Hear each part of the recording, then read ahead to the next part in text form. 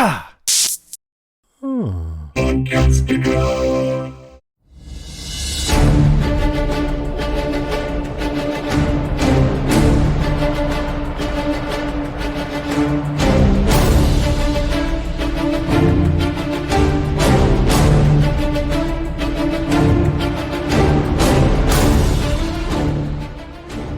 Hey everybody, welcome to the podcast. I'm Ben. And I'm Mark. And this is our continuing coverage of Monarch, Legacy of Monsters. And this episode we're covering Monarch, Legacy of Monsters, episode 6, Terrifying Miracles.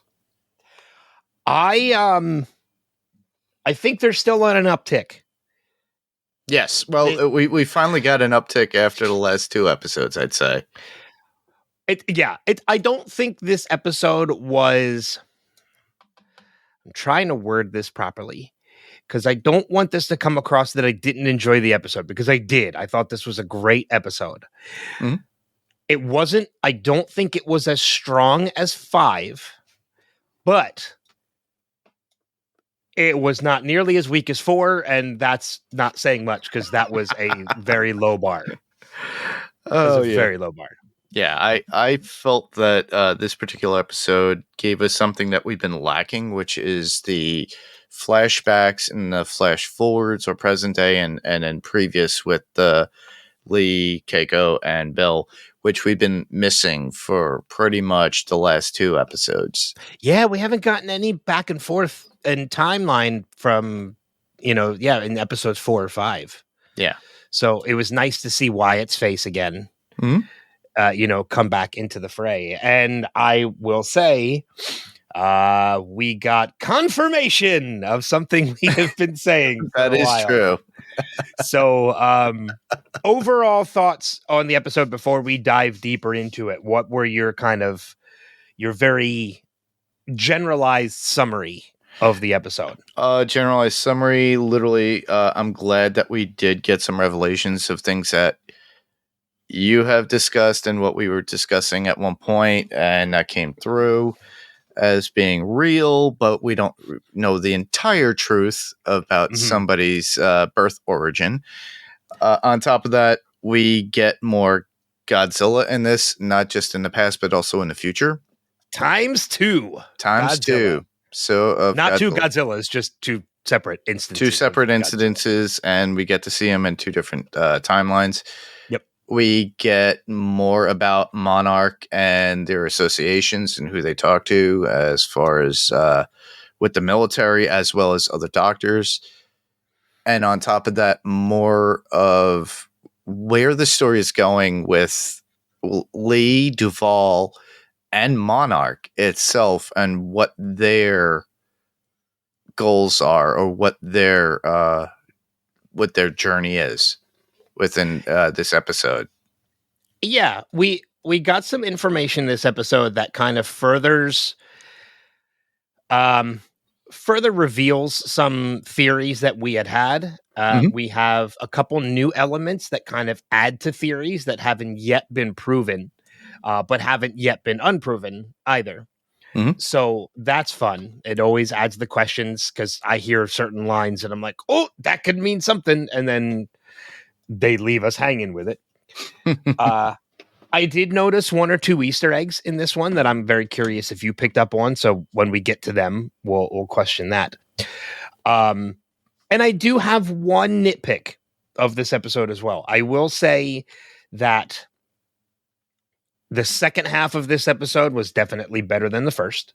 Yes. But they were 2 completely different types of stories. And, the first half of it was more building on the Lee and Keiko relationship. And then the second half was the action part with, the reveal, the 2 reveals of Godzilla in 2 different timelines and such. So let's dive deeper into the episode, and we'll start our discussion on this. Because the episode kicks off in 1955 at the military ball, and we see Lee and Keiko are there. And my mind instantly goes, I'm like, okay, if there's ever been a relationship between Lee and Keiko, it is at this point now that we are going to find out if it exists, Yep. or if it ever existed. And I love the curveball that they throw in that, like, they're talking about, like, you know, he's saying how great she looks in that dress, and I love the line that if Bill were there, he wouldn't look nearly as good in that dress. Yeah. That gave me a nice chuckle. You know, but it leads into this whole thing where, like, there's a moment where they are about to go upstairs. They are about to go to the hotel, to the Yes. hotel room. And then Bill sends somebody with a telegram. Yeah. And I'm loving it because I'm watching this and I'm like, oh, this is it. This is the moment. Son of a bitch, this is not the moment. Or is there a relationship between these two? Yeah. And because the reveal comes later in the episode that, yes, there was a connection between these two characters. Yeah, there is. And I'm loving that aspect. You could see how different both Keiko and Lee are.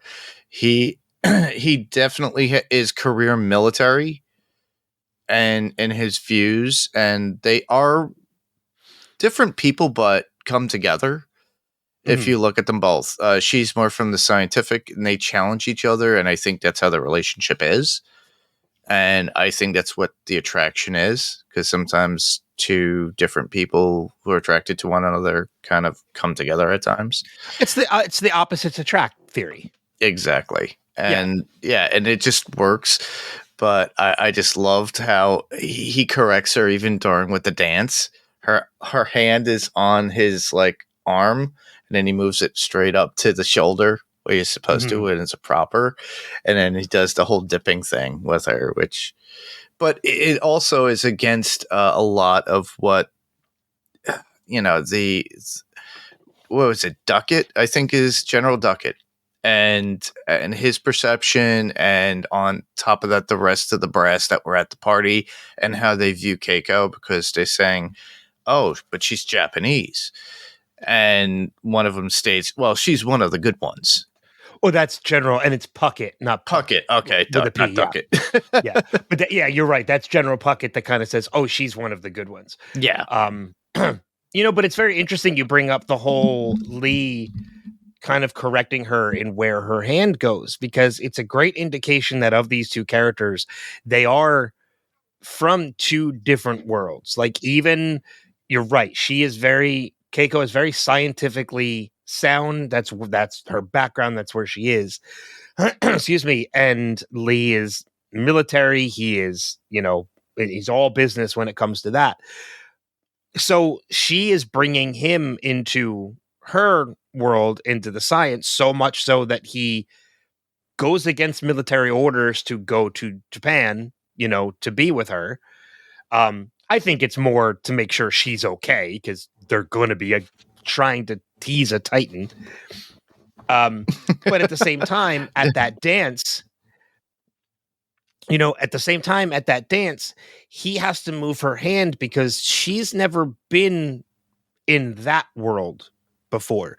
She's never been to fancy dances through the military, or she's never been to a ball before, because she's very scholarly. She's always been more about learning and the knowledge than going out and socializing. So it's a cool little moment that you could see, like, they are bringing each other into each other's worlds. They're pulling each other into their environments. Exactly, which leads to a quote that Lee states. He goes, "Did you ever hear the expression, 'to a hammer, the whole world is a nail'?" And then Keiko retorts saying, well, this, and then he says, yes. And then he goes, well, this is a hardware store. But Keiko responds stating, in my country, we have an expression, when the nail sticks up, you hammer it down. Mm-hmm. Which is very much a resonance of her culture and what she grew up on. And also that was also a jab pretty much about how, because back then it was 1955, and this is the American Defense Industry Federation 1955 Summer Ball, and it's called Bowley High, and it was in Washington, D.C. During that time, if you think about it, because of the issues with World War II, Nagasaki and Hiroshima, there's that feeling about people towards Americans towards Japanese, especially military. So she feels like she's like sticking out in the world of the military at that point, and he's there embracing her. And not only that, you're talking about this is still relatively recent after Pearl Harbor. Correct. Which was 1941. So, you're still maybe only 14 years out, which is still a very touchy time when it comes to that. So that's why, she gets the whole remark of like, oh, Morrow, that's or Moraro, whatever her last name is. That's Japanese, isn't it? And that's when Puckett's like, oh, she's one of the good ones. Like they still have to defend that. Yeah. Because that stigma still sticks. It's still there. And oddly enough, even after all these years too, even in America now, some people still feel that way, which is sucky. Yeah. Well, I mean, we still get that now, even today.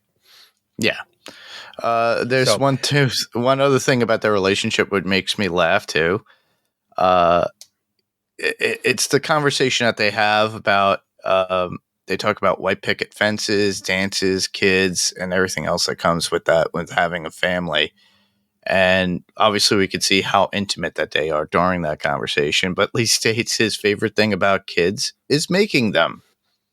Which of course it is. I mean, but stems to my theory and your theory that Hiroshi is their kid.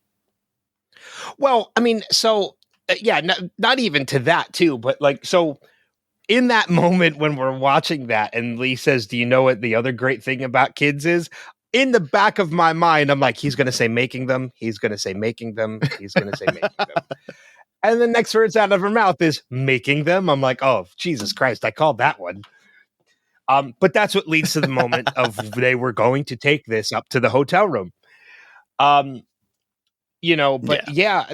still I'm still sticking to the theory that Hiroshi is the child of Kay and Lee. I don't think same here. This is Bill's heritage. Yeah. Yeah. I don't think Bill this is Bill's heritage at all. Brought him up. I think Bill was there in the bringing up, and the name Miranda is from him. But I still think, it's Lee's kid. Lee is his biological father, in my opinion. Well, and I mean, Bill brought them up probably because he always believed Hiroshi was his kid. Probably. We don't get to that point, I don't think.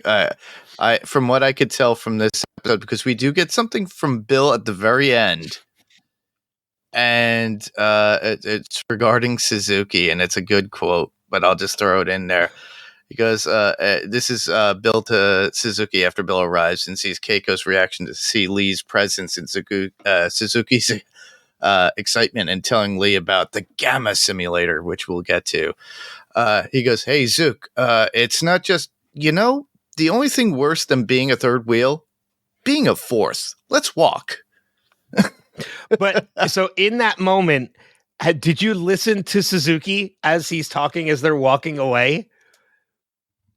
A little bit, but I didn't get much out of the dialogue.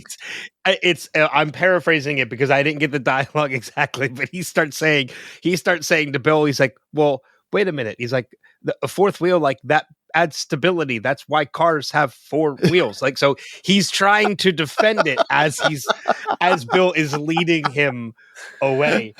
So I have a question about that moment, because I'm glad you brought that up, because that's one of the things I wanted to bring up. And so he says to, he says to Suzuki, like that, it's worse than a third wheel is a fourth wheel, meaning he considers himself the third wheel between Kay and Bill. So, exactly. So my question is, I'm thinking now, maybe Bill and Keiko are not together yet at this point. Is there a relationship between them? Because why would he consider himself a third wheel? Unless there was no relationship between them yet, and we're just assuming there was, because when we see them again I wrote it down, when we see them again in 1959. 1959, they're married. Yes. So I think we were just assuming they're together at this point. Correct. But I don't know if they are. I don't know think if they Bill are. and Keiko are together yet.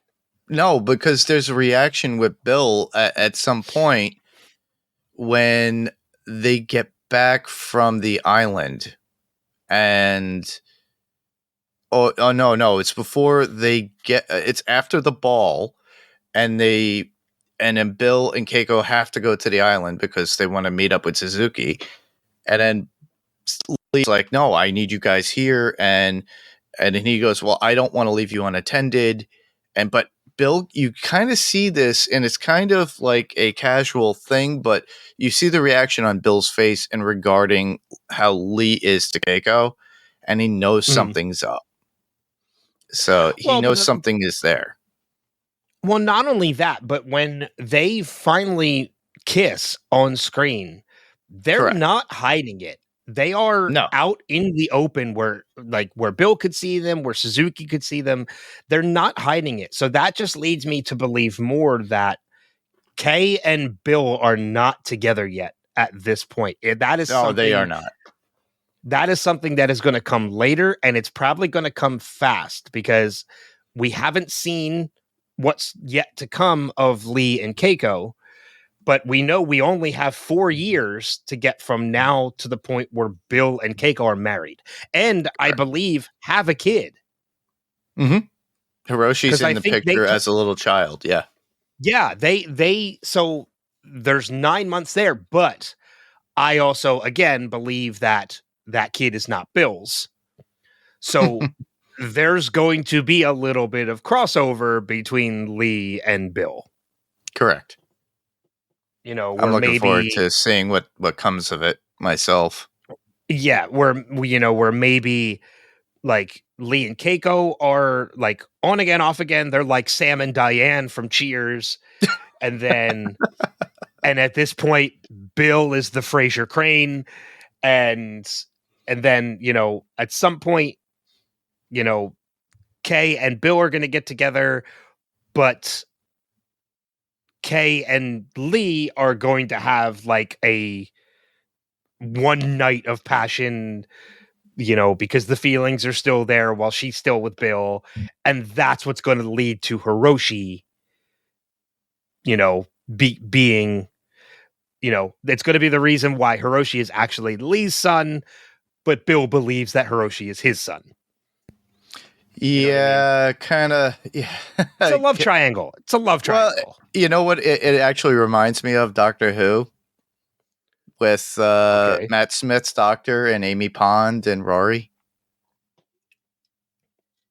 So what you're telling me by that is that Kate is actually Lee's mother-in-law? Because that's how it happens in Doctor Who.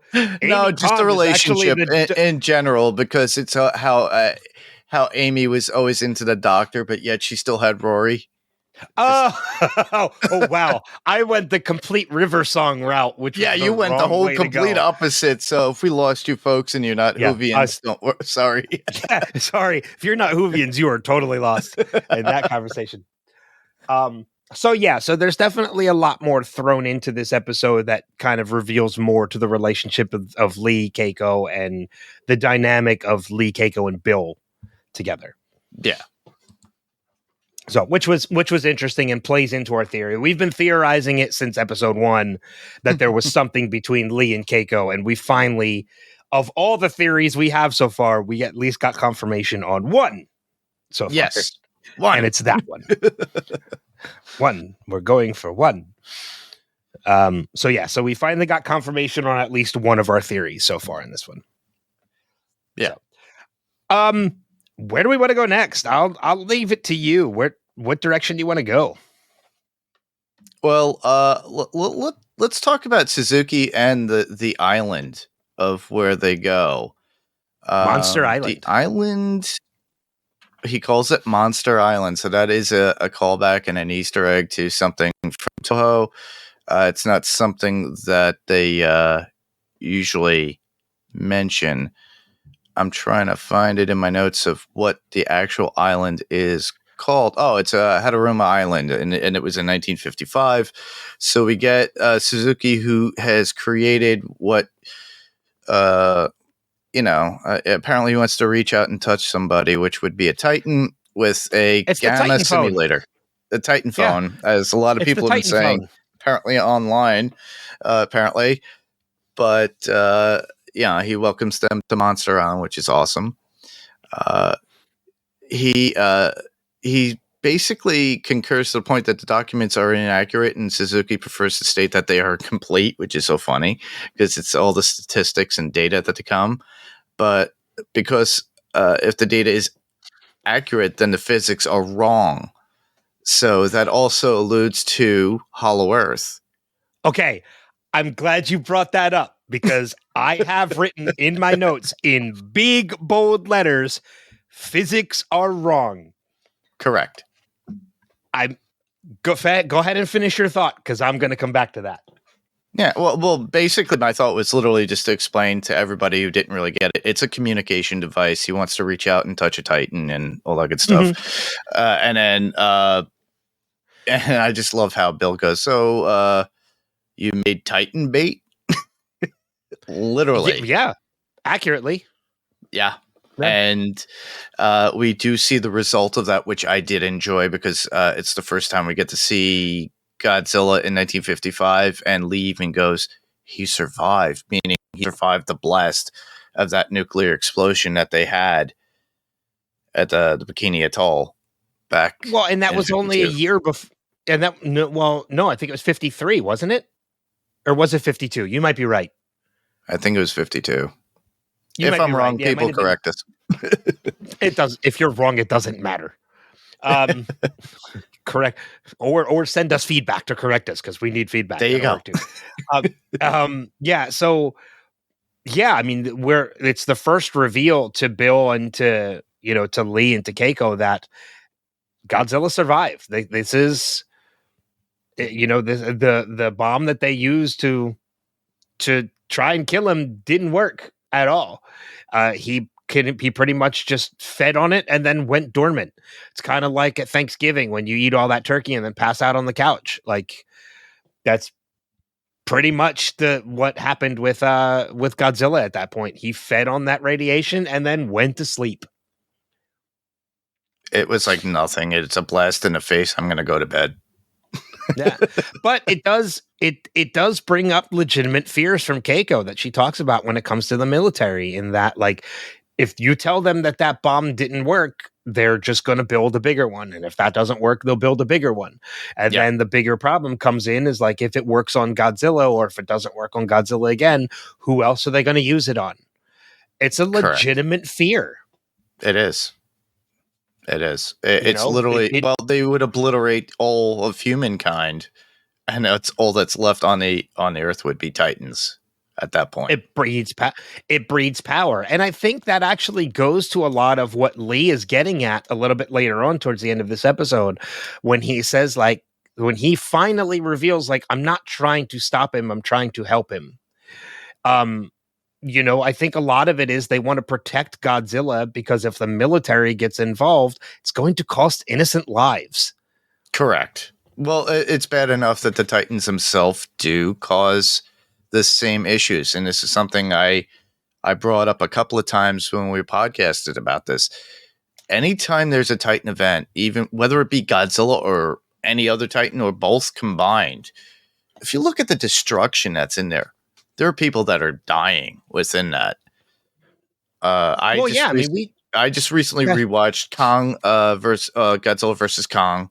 I watched Godzilla King of the Monsters. They actually, Vera Farmiga, who is in King of the Monsters, states it, and how the destruction brings even death amongst people. But what she was trying to do in that particular movie was, trying to not destroy all of humanity, but kind of like a Thanos attitude, and just so that way the Titans could progress and persevere, and then with what they do, it continues to grow. But that's too far in the future, unfortunately. But it's just that they do. The Titans themselves pose a threat just to humanity as far as physically and societal, as compared to even the governments. And we're all self-destructive, I believe. All the if you look at all the different countries in this world and how we're at war and things of that nature, we're still destructive. So we're just as a threat to ourselves as even these Titans. And I think that's what Lee was trying to do. He was trying to help Godzilla, because he wants because the lore of Godzilla in Legendary is that they're saviors. They're to create a balance amongst on the earth of like bad and good and things of that nature. Yeah, it's an interesting dynamic, and it kind of plays as a double-edged sword. It's because if you leave the Titans alone, then eventually they fight each other, and that causes destruction and the loss of lives. But correct. If you fight the Titans and try to stop them, that also causes destruction and loss of lives. It's a double-edged sword. No matter how you look at it, there are innocent lives lost. Look at San Francisco. San Francisco is a ghost. It's a ghost city. It is in ruins. We've seen because they let these monsters fight. So now, of course, yes, there is a fear that we have to stop these Titans before it ever comes to this again. But if you're the U.S. military and you throw everything you have at a Titan and you can't stop it, what's the only thing that can stop a Titan? Another Titan. So that's why Godzilla is the chosen protector. Correct. They're trying to help him. They want to keep him around because they need him. He is the damned one if you do and damned if you don't. He is the Luke Skywalker of the Titans in that he brings balance to the Force. Oh my goodness. Am I wrong? Am I wrong? No, you're right. You're correct. You're correct. Well, at least he's not Vader. He's not Anakin. And his fire breath is his saber. Like, let's be real. Godzilla is the Luke Skywalker of the Monsterverse. That's a great analogy, but wow. Okay. I'll give you that. So, all right. So before we go even more off the rails that we've already done, I want to go back to that line that I mentioned. The physics are wrong. This 100% plays into my theory that there is some place on or in this planet that slows down time. This is the reason this line plays into the reason why Lee Shaw looks as good as he does at 90 plus years old. It is because there is somewhere where time works differently. It goes against the laws of physics. Physics are wrong. That totally plays into my theory that time slows down or stops somewhere most likely within the Earth. And I'm sticking to that theory. Yeah. I'm not watched ahead. I'm sticking to that theory. It makes me think of... I'm about to watch ahead, though. I'm not going to lie. It makes me think of... it was H.G. Wells. Is it H.G. Wells? Probably. Journey to the Center of the Earth? Correct. Because you got a lot of animals there that were extinct. You had dinosaurs, everything. And within that time standstill, just as you state. So it makes me think this is Legendary's idea of Journey to the Center of the Earth. Well, think about even if you think about physics actually being correct, if you think about this, if you think about how if you were to be on a planet, and I apologize to anybody if I get confusing with this when I talk about science. if you think about the fact that, like, if you were on a planet, how the planet takes, like, a further out planet, how it takes even longer to go around the sun, it's because it's a different time period. So if you were to go out, it's even if you look at movies like Interstellar, where if they traveled to a certain distance, for that person, it would only be a matter of days, but when they return, it's been a number of years for Correct. the Yeah. people that they left behind. The further into the Earth that you go, you are not rotating as much or as quickly. You are moving slower. Time, in essence, could be doing the same exact thing. So the further you go into the Earth, or the hollow Earth, which we know exists thanks to Godzilla versus Kong, time slows down because, as does the rotation. Believe me, this makes sense in my head. The further into the Earth that you go, the slower time is going to get. And I think we're building to eventually because again, how long have these monsters been around? They've been around for decades. Thousands and they're not of years, always according. and they're not always on the surface of the Earth. How do they survive as long as they do? Because they go places to be dormant in places where time slows down. So they survive longer than anybody else. And Well, go ahead. No, I just had a really weird question. It all has to do with science, but thinking about it, how does gravity work? Do you think the gravity is lighter towards the center of the Earth than it is on the surface? Well, we know it works weird if you go back to Godzilla versus Kong, because remember, there are kind of two. We know gravity works differently because when you are on the surface down in the hollow Earth, there is a surface above and a surface below. Correct. You can look up and see another surface that you can walk on. Yeah. Because gravity works differently in the hollow Earth. Yeah. So I think, again, it's kind of the similar thing to how, like, if you approach a black hole, even time tends to be sucked into, time itself can be sucked into a black hole because of that, because of the gravity in a black hole. So the center of the Earth could be the same exact thing.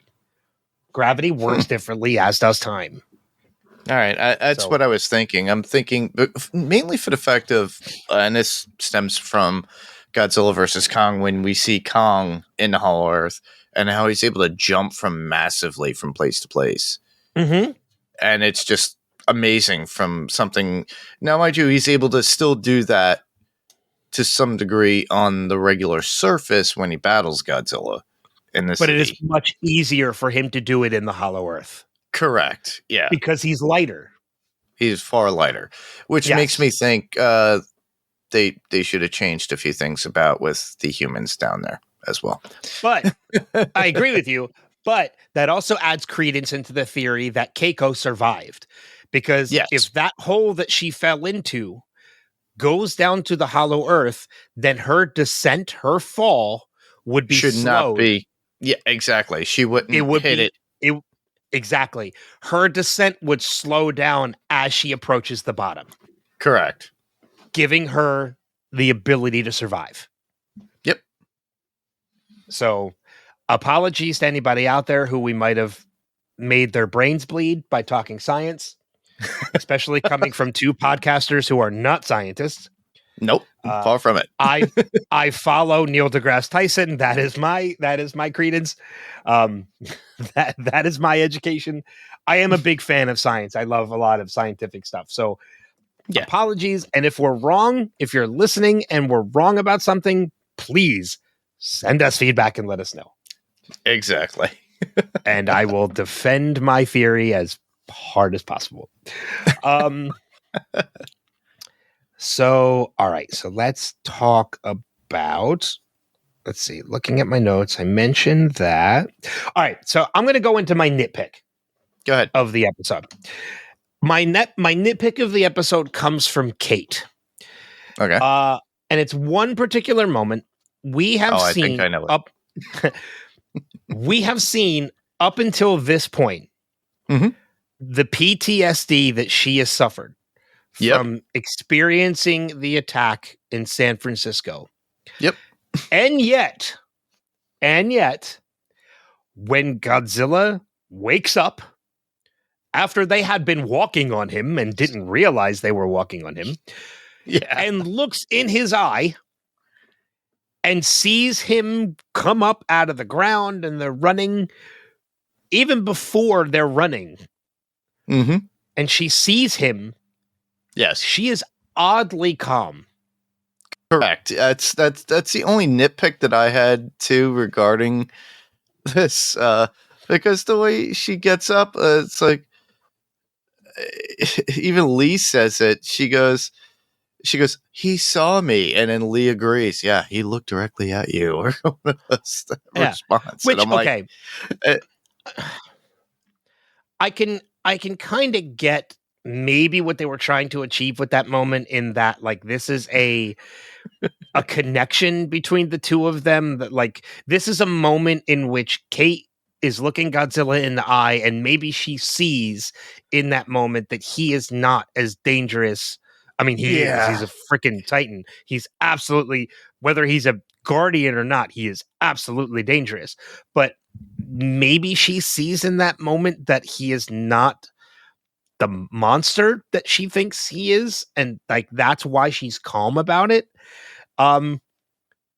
But it's kind of difficult for him to not see you when his eye is 3 times bigger than you, and it's right in front of you. Like, it's kind of hard for him not to see you.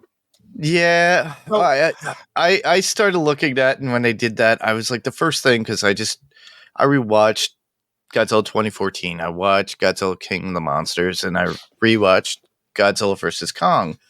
And the first thing I thought, I was like, please tell me they're not doing another person that connects with a Titan, like with GF from Godzilla vs. Kong, and the little mute girl, orphan girl that knows sign language, can communicate with Kong.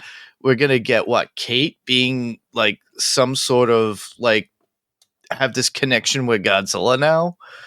Well, I mean, the little girl in Kong Skull in Godzilla versus Kong who knew sign language, like that's understandable, because Kong is an ape.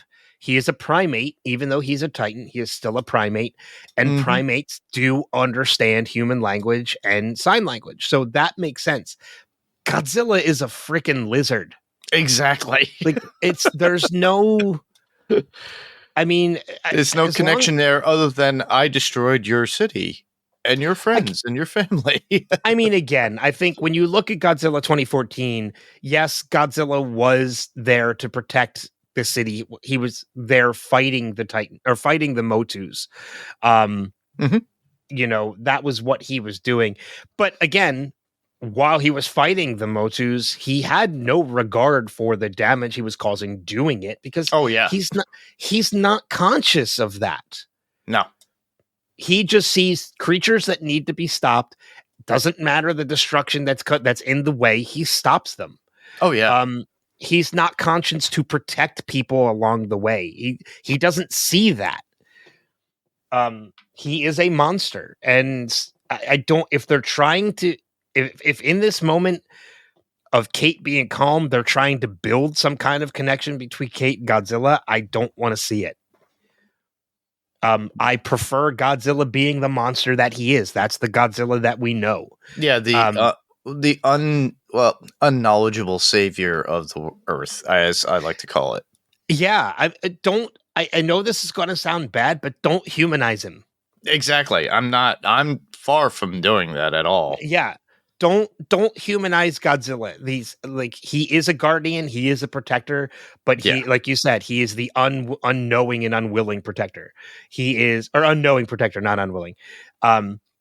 Again, he protects by doing what he instinctively knows to do, and that is to stop. That is to fight. He's not going to reach out his hand and catch people from falling like Kong does. That's not Godzilla. So I hope that's not, and I don't think that's what they're going at, because if it was, we would have seen that in Godzilla King of the Monsters, or we would have seen it in Godzilla versus Kong. Correct. Yeah. You know, Godzilla versus Kong came about because that's what Kong instinctively was meant to do. He saw another Titan and his instinct was to stop it. That's why they fought. Yeah. It wasn't until the end of the fight that there was a mutual respect between the two of them. You know, but the first instinct was to fight. Yeah. They weren't having a conversation over coffee about what their intentions were. You know, so I'm a little confused about what they did with Kate in this moment. If it was meant to be a connection between the two, don't do it. Don't just stop it. Stop That's it right a bad there. idea, in my opinion. To me, I would have been like, well, maybe it's her overcoming her fear, and they could just leave it at that. I've seen it face to face after, let's say, a year, and okay. But then, of course, she goes the opposite position because of how Lee says he wants to protect Godzilla at this point. Yeah. Goes on the opposite end after that. She calls him crazy for wanting to protect him. Correct. Like, for wanting to help him. It's like, okay, well, you just kind of totally undermined that whole moment of her staring Godzilla in the eye. Mm-hmm. If that moment was to stare him in the eye to overcome her fear, okay, then why are you still calling Lee crazy for wanting to help him? Yeah. Like, if you're not afraid of Godzilla anymore, why would you not want to go with Lee? Because you've overcome your fear. If you're not going with him and you're calling him crazy, you're definitely still afraid of him. So what were they trying to achieve in that moment, unless it was just a horrible miss moment in which, oh, crap, we forgot about Kate's PTSD. Yeah, or a bad writing moment from the writers at that point. That's what I mean. Like, oh, Yeah. the writers completely forgot about her PTSD in that moment. Correct. Because if nothing else, it would have added to it the fact that they were rolling down Godzilla's back, you know, trying to survive as ATVs were coming flying flipping over them. Yeah. Yeah, like, I don't know what they were trying to convey in that moment, but again, it's the only nitpick I really have of the episode. Let's talk about the that actual incident too. Now it kind of falls back to the Hataruma Island because they get to that moment. They see Hiroshi there with a pickup with the same gamma simulator in the back of his truck, the Titan phone, as you call it. He's got an upgraded model of a Titan phone.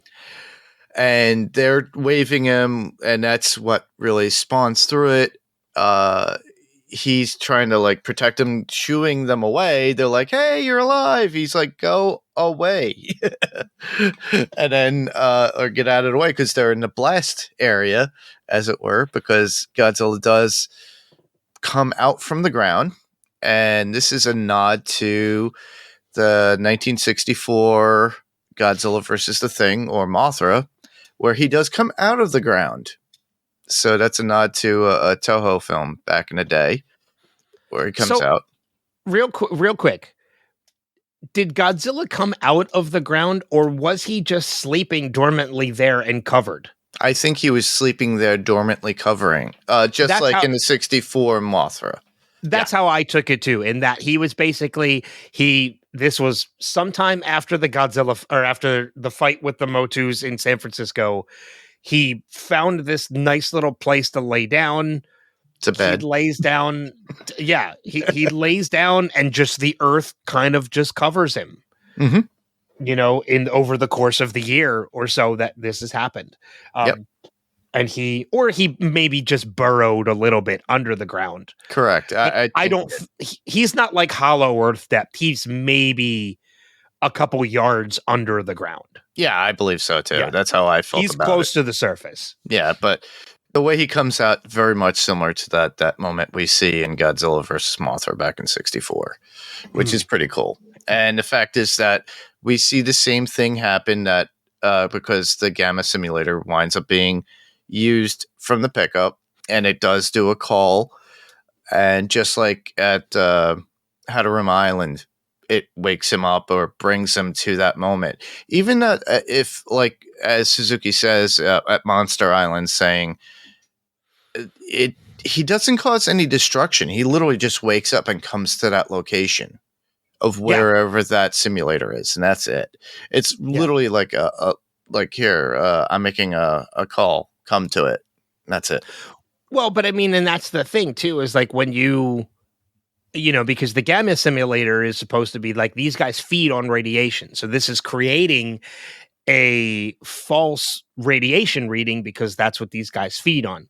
Yes. So, but now the question is, you know, now the issue is now that Godzilla's awake and you weren't feeding him, where's it going? He's now going to look for food. Mm-hmm.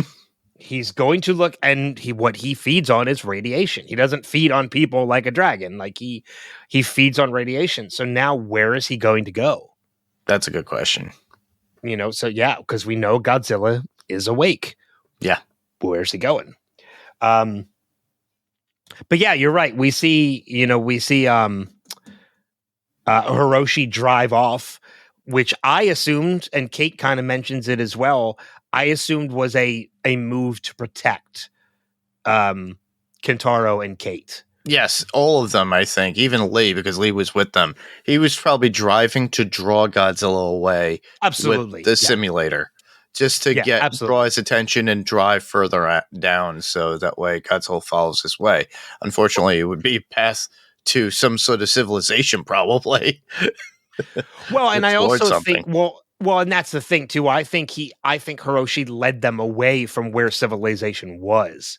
I'm hoping so too. Yeah, you know, because I think we would have already seen the devastation. Yeah, Godzilla would have gotten there first. Oh yeah.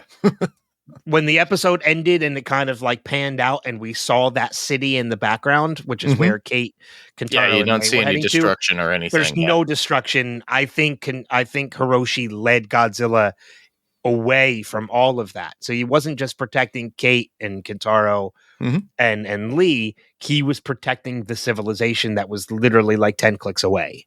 Yeah. And that was also a great thing too about the episode is that we do see Hiroshi alive. He's there. We confirmation he's alive. We got confirmation he's alive, and he's doing exactly what Lee was talking about. He was following the patterns and everything of these Titans. But now there's kind of been a wrench thrown into it because, well, I mean, that's the other thing too, is that if Hiroshi was meant to wake Godzilla or whatever Titan was there, I don't even know if he knew it was Godzilla. He just knew there was some kind of signature that could have been a Titan. You know, what was the intent of waking him up? Okay, you found him and you woke him. Now what? You know, what was Hiroshi's plan? Was it always to lead him away? Like, I don't know. Hopefully we're going to find out more about that soon. Oh, I think the idea of the Titan phone through Monarch and for the government, because they are in control of Monarch, is to utilize the Titans almost as weapons. Well, yeah, I mean, absolutely. I think that's, if they can't stop them, they'll use them. That's a given in that. For the fact that it's like, all right, well, we have this, we could attract them and use them to our own advantage for obviously more destruction amongst our own, our own humanity, I should say. I will say though, you know, of all the characters that we've met so far, we find out just how smart Tim really is. Oh yeah. He was extremely smart with the fact that there is no map on the wall, but he sees the pinholes and is able to factor in and figure out. And then that a whole conversation with Verduga about what Hiroshi was using the satellites for. She goes, well, they were meant to go look out to the skies for other things, for cosmic reasons. This is something that I had notated myself about because it just gives me vibes because even with Godzilla King of the Monsters, Ghidorah, who we know, or Monster Zero, is not considered to be Earth-based still. So it says that the satellites that Hiroshi was like hijacking and pointing towards the Earth to get all this data and gamma information was meant particularly for the skies and the stars, for whatever they have for cosmic purposes, and that's what they were meant initially for. But the fact that Tim is able to see the pinholes in the board and know and point them out, and then he draws his own map of the world over it to show that these are events of gamma situated areas. And I thought that was pretty cool. And he's extremely intelligent, and I think he mostly underused in Monarch. He is so deserving of being more than just stuck in the basement at Monarch, and I think he's proving that rather well. And I'm going to tell you right now, Lee said that, he checked the crash and there were no survivors. Tim survived. Oh yes, he's got to. It's the whole trope of if it didn't happen on screen, it didn't happen. If I didn't see it, it didn't happen. We've been claiming Keiko is still alive for the same exact reason. Like, we didn't see her hit the ground, therefore technically she's probably still alive. It's the same thing with Tim. We didn't see Tim crash. Although, we did see Lee come back from the crash with a gun in his hand. That is true. He walked back and told them about the crash and there were no survivors, and he was carrying a pistol when he came back. So I'm almost wondering if Lee killed the soldiers and let Tim live. Because he's not a soldier. Yeah, that's true. Soldiers don't kill innocent people.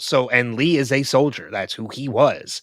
So I think Lee might have gone to the crash and finished off who didn't survive and let Tim live. That's my theory. Okay. I have a lot of theories with this show. We all know. A lot of theories with the show. In fact, I have another theory about this show too. And I'm wondering, I think Michelle Duvall is a double agent. I've been thinking that since day one. I think she is helping Lee, and we're all to believe that she's against Monarch, but she is still really with Monarch. That is my ongoing theory. However, I will say this. Good. I do think Michelle Duvall is connected to Godzilla 2014. Oh, she definitely is, because she talks about it to Lee. She talks about her sister. Her sister. Yep. Her sister Sandra, who is most likely the scientist that died, Bryan Cranston's wife, in Godzilla 2014. Yeah, I can put that connection together. Yeah. I could see that connection there. Because Sandra, because I looked at it, Sandra Brody, which was, again, Bryan Cranston's wife in Godzilla 2014, who dies in the beginning of the movie because of the meltdown at the nuclear power plant in Japan, she was also French, just like Michelle Duvall. Yeah, I see. As soon as you said that, I knew where you were going, because I remembered she was French. I would not be surprised if that is the case, and Michelle Duvall is the sister of Sandra from Godzilla 2014. I believe it. So, but again, I also think that she might be a double agent. Well, here's a good question too regarding this show. Did we get a season 2 announcement? No, not yet. Okay. And just the fact that you said that makes me believe, because I know you've watched till the end, that we probably end on a cliffhanger, and I'm going to hate it. Don't tell me if I'm right. No. Did you watch episodes 9 and 10? No, I didn't. Oh, okay. So you don't know. Okay. I asked you for them. I have them in reserve, but I haven't watched them yet. Okay. Because I know that you did watch up to 8. Wait hold on. Oh, Jesus, that's the wrong Monarch. I saw an article, I was looking it up, and it says, will there be a season 2 of Monarch? And it says Monarch season 2 gets scrapped. And I'm like, how has that happened? And it says Monarch, it's another show. which starred Trace Adkins, Susan Sarandon. I'm like, that is not the same Monarch. I know. I saw that Is too a recently. Totally different Monarch. That was a Fox show. There's no announcement yet as to whether or not there's going to be a season 2 of Monarch Legacy of Monsters. I'm hoping there is, because I'm digging it so far. I'm into it. I only have one other thing that really there is to talk about in this episode, and that's May. Oh, yeah. You know, she Is came it clean that conversation at the very end.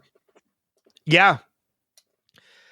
You know, she talks about the fact that she was hiding in Japan, changed her identity because, you know, she had a lot of money that people were after, you know, she got a lot of money that people were after, and she didn't want to use it because that would make it easier for her to track. But now she doesn't care. She comes clean to Kay and Kentaro that she was the mole. She was the one that she's the reason Monarch knows where they are, which also leads me to believe why Duval is the double agent, because that's who May called. Mm-hmm. You know, exactly. You know, we're led to believe that Tim is the reason they found where they were at, which he probably contributed to that. But I think Duval had something to do with it too. I think so. I think you're correct. You know, the mystery of May deepens in that we now know, yes, she is hiding. She is hiding from someone. We don't know who that someone is, but you know, her mystery deepens, and the next episode is titled "Will the Real May Please Stand Up?" So we're going to find out soon. Correct. As in the next episode, we're going to find out. So I don't know if you have anything else for this episode. The more I think about what we were talking about, we keep talking about Hollow Earth. I liked how Tim states that the points on the map are pretty much like subway lines. Yeah. So that right there is like a kind of a clue to Hollow Earth, in the sense that the Titans are going down underground and coming up, and Godzilla is able to pop up at any given moment. They also factor in certain points of where there is gamma points. So that you got Central Asia, Cambodia, and Algeria, which we do see them at some point at the very end. Well, not only that, but look at what we saw in Alaska as they were flying away. They saw a hole in the earth that was glowing. Correct. Yeah. That was a subway stop. So they got to look for the markers. Yeah. That was a Hollow Earth subway stop. Yeah. So that was a pathway to the Hollow Earth. I think that's kind of one of the reasons why Lee looked as surprised as he did, because he's probably seen it before. Yes. I would, because they haven't addressed it since they haven't addressed it since we saw it. No, they haven't. We haven't. They haven't discussed it, said anything about it. All we got is the look on Lee's face at that point. Older Lee. Yeah, exactly. So, anything else before we go into to feedback and start to wrap things up? The only thing I have left would be a few quotes. Yeah, go for it. This would be Bill about Suzuki when Suzuki talks about, he goes, "Welcome to Monster Island." And he goes, "Well, someone should have a talk to the Board of Tourism." Oh, I didn't even hear that line. And then one from Lee to Kate, and the reason why she's smiling, and when Kate asks what he's smiling about, he goes, "I put on a lot of miles with you Randa girls." And that was in the Jeep in Algeria. Well, and it's because I also think too that he I'm wondering if he knows that's his granddaughter. Yeah. You know? I'm starting to think that more and more. I'm looking for I'm looking at the transcript of the episode since we're talking about quotes. I want to see if I can find exactly what Suzuki says during that third wheel, fourth wheel moment. Oh yeah, look it up. I'm curious too about it. Because he says like this, all this stuff as they're walking away, and it's so like it made me chuckle because I knew that's what it was. Let's see, hold on. Oh wow, nope. I think we're oh yeah. So it's right here. He says, the only thing that's worse than being a third wheel, being a fourth wheel. Let's walk. And then as they're walking away, Suzuki says, but four wheels are intrinsically stable. That's why a car has four wheels. Cars, and then it fades out. So he's defending the fourth wheel, being the fourth wheel, being like, oh, I add stability. Which he's not wrong. He's not wrong. It is true. Yeah. So, all right. Any other quotes? That is it for quotes. That was it. Yep. All right. So then that's going to take us into feedback, in which we only have one this week. We have a voicemail from Sam from Boston. Nothing from Steve this week. But that's all right. He might have it is the holidays. He could have just gotten, caught up in the hustle and bustle of things. But yeah, we do have a voicemail from Sam from Boston, so let's play that now. Hi guys, it's Sam from Boston. Thank you so much for the information from the last episode. That helped me. I did not realize that her partners have probably died. Oh, poor Kate and her survivor's guilt. I think the show, for me at least, it's struggling what I see with a lot of US shows trying to do smaller seasons, and it's the pacing. Because the US writers are used to like these 20, 22 episode shows, and they're trying to replicate what's been going on in Europe. I mean, UK miniseries are very short, but they're very compact. Like they're very much in it. Everything's in there. And I see this in other shows too, of like the US writers just haven't figured out the proper pacing for this. There's way too much filler going on. There's some really great scenes and excellent writing. It's pulling, at least me, it's pulling me out of it. And I've seen this in other shows that are trying to do these short, compact seasons. And it's not working for me. We have 4 more episodes left, which I'm hoping this will start to pick up again more. And there's some great scenes, again, with Godzilla. What happens to the humans if you're standing on Godzilla's bed? Like, this is what happens. I think they took a storyline that is probably supposed to be 6 episodes and they stretched it out to 10. And for me, it's pulling me out of the story. I'm a little concerned that the writers are not as creative as the fans are. And it's sort of like this last season of Game of Thrones kind of thing. Like, your theories, guys, are amazing. I would love to watch that. I want to see them find Keiko in Middle Earth.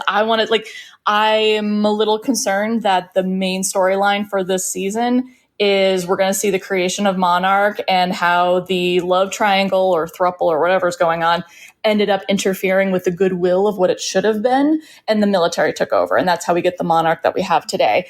And the present day, quote unquote present day, of 2015 is just the kids looking for their dad Hiroshi, and maybe we'll probably get one Godzilla fight. So and maybe we'll get an after credits scene of Legendary's version of Middle Earth with Keiko alive in that season 2. So I hope I'm wrong, because you guys have amazing theories. I want to watch your show. Like, that sounds amazing. So I hope I'm wrong. I did have a question real quick so Godzilla has always woken up whenever there's been a threat to his kingdom. Like, he has to reassert that he's the alpha. He did it with the Mutos. He woke up when the Mutos did. He does this. I know we can't talk about the other movies just yet because of the timeline. But Shaw and Mademoiselle say they're going to go help Godzilla. To do what? I think he's looking for another nap place. Like, he didn't wake up on his own. Hiroshi woke him up. You know that, Shaw. And Hiroshi woke him up because of the signals in the desert that Barnes had found. Like, why are the humans micromanaging this? Because that monster didn't wake up Godzilla. Humans did. So I'm a little confused on why they felt the need to wake him up. Like, do they not trust Godzilla to wake up if there's a threat? So just, if you have any idea, I welcome that, because I think maybe I missed something. Thanks, guys. I think that is the question, to be totally honest with you. I don't really have an answer to it. Hmm. Lee does say, like, if you come with me, I'll explain everything, as to like what he means when he says I'm here to help him. But then we don't get that explanation because they don't go with him. Yeah, So yeah. He alluded to more of a catastrophic event than G-Day, meaning more Titans. like And- 1,000 times G-Day. Correct. So that's Yeah. the whole point. And his feeling is more Titans are going to be coming up. That is why Hiroshi is searching for all these points where Titan events were coming. And then I think that's why Hiroshi was trying to wake up Godzilla at one point. And maybe that's just it. Maybe like this hole that we saw in Alaska, which is a passageway into Hollow Earth, maybe there's more of these opening, and for some reason Godzilla is the one that can close them. Yeah, fissures in Earth. Like it would Yeah. be like a fissure in, let's say, the Marvel Cinematic Universe between alternate universes. Everybody's Well, because, comic fans. And think about it too. At the time we're seeing Godzilla now, he is sleeping basically on the surface of the earth. He's just kind of burrowed in a little bit. But the next time we see Godzilla in the timeline, Godzilla King of the Monsters, he is deep underground. Oh yeah. He's in that lost city that's like that's way underground, that's like, I think, believe like close to the core of the earth. Yeah, Sarazawa has to wake him up. It pretty much looks like Atlantis, and they have to wake him up with a nuclear bomb. But that also begs the question, and something that Sam kind of mentioned too, is maybe we're going to get some kind of Godzilla fight. Is we're seeing Godzilla sleeping because of the battle that he had with the Mutos in San Francisco. Mm-hmm. Why is he sleeping when he's underground during Godzilla King of the Monsters? What battle is he resting from? Have we seen it yet? Probably not. And that's probably not. Yeah. Are we going to get it at the end of Monarch? Who knows? Who knows? There might have been some kind of huge event that happens with Godzilla. And it is the reason why Monarch is a public entity in Godzilla King of the Monsters. Monarch had to go public because these Titans are public now. I mean, they're Titans. They were already public with Godzilla, but because I think at this point, Monarch knows about Titans, but as far as the public is concerned, Godzilla is the Titan. Yeah. They don't know about any other Titans yet. They know the Mutos. They know the Mutos and they know Godzilla. Those are the only two threats that they've witnessed, and the Mutos are gone. All they know is Godzilla. They're the only two threats that the public knows. Correct. But I believe in Godzilla King of the Monsters, more Titans are known. Correct. Not only to Monarch, but to the public. Yes. So there has to be something that happens between Monarch 2015 and Godzilla King of the Monsters, which was 2019, I believe. Yes. There's got to be something that happens on the timeline that makes Titans more known to the world. And I think that's probably that's what this show is maybe building towards the end of this season. Whatever this catastrophic event that Lee is talking about, that might be the event that makes Titans known to the world. Correct. And keep Titans other than Godzilla. And then keep in mind, too, we're getting Godzilla X Kong, which takes after Godzilla versus Kong, everybody. Yes. So this is not a prequel or anything. This takes place long after Godzilla versus Kong. Yeah, absolutely. So that's it's not anything in association with Monarch yet. So they might do an event for Apple TV, hopefully. I don't know. Because if you think about it too, the Titan that we see in Godzilla X Kong is another primate. It's an orangutan. Who comes from the Hollow Earth. Yep. So who knows what's going to happen with that? Are they going to seal off Hollow Earth at the end of that so that Titans can't come up to the surface anymore? I don't know. We're getting way ahead. Way ahead. But I will say, Sam, if what you said is true, in that our theories nothing comes out of it and they don't do anything with them, I'm going to be very disappointed. Oh, yeah, I will be too as well. Jeez. But I'm happy that you're excited about our theories because we're having fun coming up with them. So, hey, if we're more creative than the writers of the show. But I get also what she said as well about how the pacing kind of seems off and a lot of this seems filler. And I don't really think that comes to, it is not completely the fault of the writers on that. I think a lot of that comes from Apple TV saying, we want 10 episodes. So the writers have to pretty much be, okay, we've got to come up with 10 episodes. This is what Apple ordered. We've got to stretch this to 10. You know, if the writers had to say, they probably could have fit it in 6. That's what I was thinking too. They could have easily just eliminated a lot. We already talked about how episode 4 could have not have happened at all, and then could have extended 3 and then 5 and just narrowed it down. They could have easily done that even with this, possibly with the next 2 episodes. Who knows? Yeah. So it's, you know, there's absolutely stuff that could have been trimmed out of this episode to trim it down. But again, I don't put that on the fault of the writers. I put that on it's really the request and the need from Apple to fulfill 10 episodes. Correct. And then the writers pretty much had to be like, okay, we've got to stretch this. Yeah. Some of the stretching works and some of it doesn't. And it happens in a lot of shows on even in Netflix too. If you look at some of the Netflix shows too, and those are dropped at one time and you could watch it at one whole, but you don't see those holes or plots unless you're watching it episodically per week or every 3 days, let's say. I've done that with a couple of shows before, and I'm like, we could have done away with that one, you know? It doesn't just happen with you're right. It doesn't just happen with this show or anything. Like even the Star Wars shows, there is a prime example is Obi-Wan.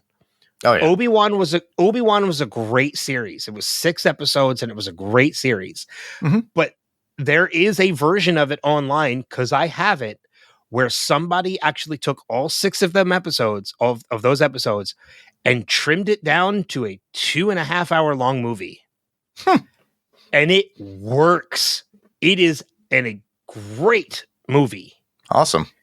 But again, that just goes to show you that the writers have to fulfill the requests of the production companies. Mm-hmm. There's going to be filler in there because of that. It's not always the writer's fault. Yeah.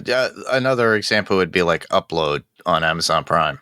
I love that show. I love that show too, but there are certain I have friends on that show. I know you do. Yeah. But I just the fact is, like, I watched it episodically, and I realized I was like, they could have done away with this. They could have done away with that. And they could have trimmed it down. But I understand how Hollywood is and how they have to fulfill the need for how many episodes do they have. If you look at it, you mentioned it once before, it was like 22 to 25 episodes a year for regular syndicated TV at one point. Now certain shows are at like 16 episodes per season, or even 10, depending, because of streaming content. Yeah, I mean, you know, just a prime example, I'm in the midst of a CSI rewatch right now, which is 15 seasons, and I'm in season 10 at the moment. And, you know, the season premiere, and it's 24 episodes. It's 24 episodes every season. Yeah. And the season premiere sets up what probably the overarching story of the season is going to be. But, you know, as you progress through those 24 episodes, maybe 5 or 6 of those episodes touch on that story. Yeah. Everything else is just the case of the week. Yeah. A filler kind of episode to be like, and then following week, we're back to our regularly scheduled programming of the story itself that is main for this particular season. Like 4 or 5 episodes later, this case is related to this serial killer that we're chasing. Yeah. And then we go another 2 or 3 episodes with cases that have nothing to do with the overarching story. And then by the time we get to the end of the season and the finale, that's when they finally catch the serial killer. With CSI, I don't mind it because the case of the weeks are always fun and intriguing, but it doesn't work with every show. Yeah, I know. So we get the concern, Sam, and we get it, and we feel it too. The pacing is off sometimes. But again, it's not the fault. It's not completely the fault of the writers. Sometimes it's the writers trying to fulfill the demand of the production company. And, that is what it is. But thank you for the feedback as you've been leaving for us every week. We really appreciate it. And we encourage everybody listening to do that, whether you want to rebut our science from earlier in the episode, or talk about our theories or whatever it is. Just give your overall thoughts on the episode. Easiest way to do that is if you're following Wilhelm on Facebook, facebook.com/Wilhelm podcast, or Podcastica on Facebook, facebook.com/Podcastica.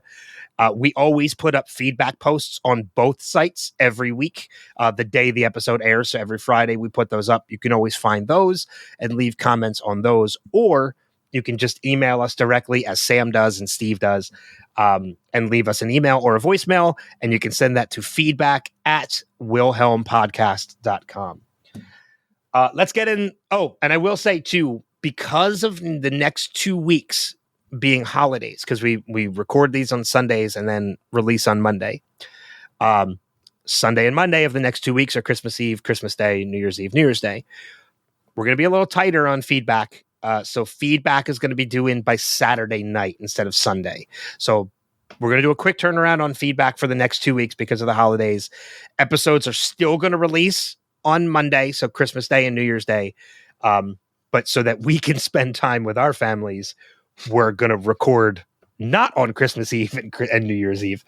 So we're going to try and get the feedback in a little bit quicker. So all we're asking is if you are going to leave the feedback a little bit quicker of a turnaround, try and get it into us a little bit quicker over the next 2 weeks if you can. So sorry. Plugs so we can get out of here. Mark, what do you got going on? Where can people find all your other content? Well, before I go into plugging, I just want to acknowledge that we did lose a great person this week. He is part of the Godzilla series, and that would be Kenpachiro Satsuma. And he passed away. He was a suit actor who played through the Heisei series, which ran from 1985, well, technically 1984 to 1995. So he is long past. Our second Godzilla man in suit from Toho has passed away. So we have to thank Mr. Satsuma for his work and what he had done. And if you guys want to remember him in any way, just go to Pluto TV and just watch everything on the Godzilla channel and just give it a watch. Because a lot of the stuff that came out between 85 and 95, far better than the 60s and 50s, in my opinion. But you got better creatures, in my opinion. But he was also involved in the 60s. He played Jet Jaguar. Okay, so I was wondering if you were going to bring that up because I did see you post about that on social media. So I'm glad you brought that up and acknowledge his work with Godzilla. But secondly, there's a Godzilla channel on Pluto TV. Yes. Oh, I didn't know about this, and it's getting added to my favorites as soon as we're done. Do it. Yep. It's nonstop Godzilla movies on Pluto TV. It's a Godzilla channel dedicated to it. So if you have Pluto TV on your Roku or your Apple TV Plus, or even through your Samsung TVs that are out there, or even LGs with their streaming channels, they do provide those. But Pluto TV is an app that you could get for those too on those devices. And for people listening, it's free. There's no subscription. Correct. I mean, you can sign up so that like you can favorite channels and like organize your channels, but it is no cost. Pluto TV is completely free. Mm-hmm. There's commercials. That's how they pay. That's how they keep it free. There's so many great. There's a Mystery Science Theater 3000 channel on Pluto TV. Yep. There is a Gordon Ramsay channel on Pluto TV that plays like Hell's Kitchen and like MasterChef and stuff, because that's one of my favorite channels on there. The Godzilla channel, though, 24/7 Godzilla movies. Do they pay the Matthew Broderick Godzilla? They have, actually. Okay, that's all I needed to have know. at one point. But you have to realize this is heavy rotation of over 80 films. Oh, I'm not saying it's played often. I was just curious if it's in the rotation. Oh, they did put it in the rotation from what I saw. And they also had legendary films as well. Because it's strictly Godzilla films. So for you guys that are out there that are listening, like I said, Pluto TV, go to the Godzilla channel, search for it, add it to your favorites. Like Ben is going, a lot of it, I would say almost 100% of the Toho stuff is going to be subtitled. It's not going to be dubbed. You know what? I'm fine with that. I know you're fine with that, but I have to make that's how the original Godzillas should be. Yes. I know that, and I was told that at my first G-Fest back in 1993. and I know this will be lost on listeners, but just so Mark knows I'm serious, in my notes I put real big Pluto TV Godzilla. So I remember to add that channel when we're done. But onto your plugs now. Onto my plugs. All right. As always, you can find me on Panels to Pixels podcast. All you have to do is go to facebook.com/Panels to Pixels. Same thing with Adrenaline Cinema podcast. Facebook.com/Adrenaline Cinema podcast. Currently, right now, in the next week, I would say just before Christmas, we're going to do The Losers, which was adapted. That's a fun movie. So it's a movie that was adapted from a comic book run that ran for 25 issues. Since it's an action-packed movie, I'm doing it not just for panels, but I'm also doing it for Adrenaline. So it's going to be the same podcast for both podcasts. Yeah. So we're going to be covering that. So for you guys who don't know about the movie, I believe it came out in like 2014, maybe 2010s. I'm not sure exactly. I can't remember. 2010. All right. Yep. And then it has Zoe Saldana in it. It's got Chris Evans in it. It's got Jeffrey Dean Morgan in it. So it's got Idris Elba. Idris Elba. Yeah. Yeah. So you got a decent cast in it. It's interesting. It didn't do well at the box office, but I enjoyed it. And then Rob is going to be on with me, so we're going to be covering that. So it's a fun movie. It's a fun movie. And you could also hear me on Fantasy Picks Movie Edition as well with Rob and Adam and Frank. Okay, cool. So on my end of things, obviously Wilhelm podcast, which is my Wilhelm podcast, which is what you're hearing this on now as part of the crossover with Podcastica, WilhelmPodcast.com. I'm going to be doing a year-end feedback special, which is coming up next week. Actually, that's going to be dropping on Christmas Day as well. So you're going to have 2 episodes from Wilhelm dropping on the same day, Monarch and my year-end special. And that is going to be basically feedback. I want people to submit feedback to me telling me about your Christmas traditions when it comes to movies and television. So what movies do you make sure you watch every year? What movies do you avoid? Is there particular times that you watch movies as part of a tradition? You know, your favorite Christmas movies, your favorite television episodes of Christmas specials, whatever it may be, I want to hear about it. So send me an email, feedback@wilhelmpodcast.com, or a voicemail. Let me know, because every piece of feedback I get for that is what's filling the episode. It's going to be just me reading this feedback and listening to this feedback. I'm going to do it on the podcast. So everything's going to be on there. And I'm going to tell you a little bit about my traditions too as we go along. So it's going to be like a nice little Christmas themed episode for the end of the year. In addition to that, I do the Revisited podcast, which is a spin-off of Wilhelm, in which me and my friend Kristen are currently covering Ted Lasso. We just entered into season 2 of Ted Lasso. We're having a blast with that. And the only other thing I want to make sure to mention is, obviously, because this is a crossover with Podcastica, I got to make sure to send you guys over to podcastica.com.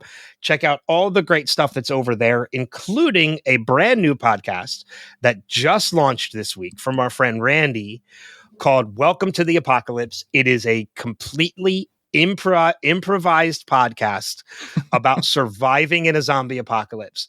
The first episode dropped. It's about a half hour long. I highly encourage you guys to go check it out because it's a ton of fun.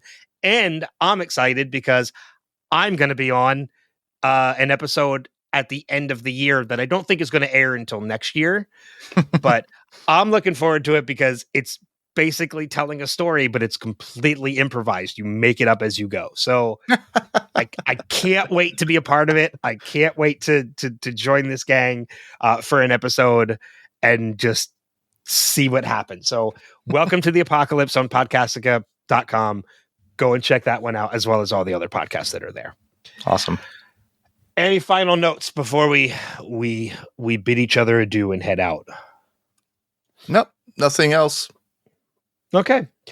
So next episode, Monarch Season 1, Episode 7, Will the Real May Please Stand Up?